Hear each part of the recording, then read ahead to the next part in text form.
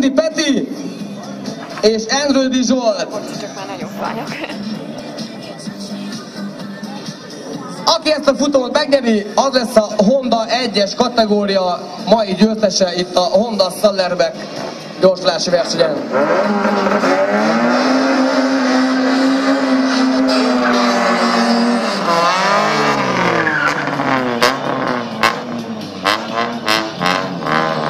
Zsolti bal oldalt a piros cirikkel, Gondi Peti pedig a kék háromgennel.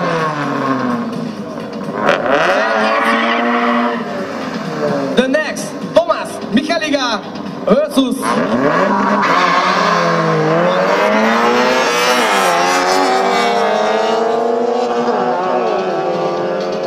szoros a küzdelem, szoros. 200 után nem tudnám megmondani, melyik van előrébb. És Gondi Peti a háromgennel. Szép volt.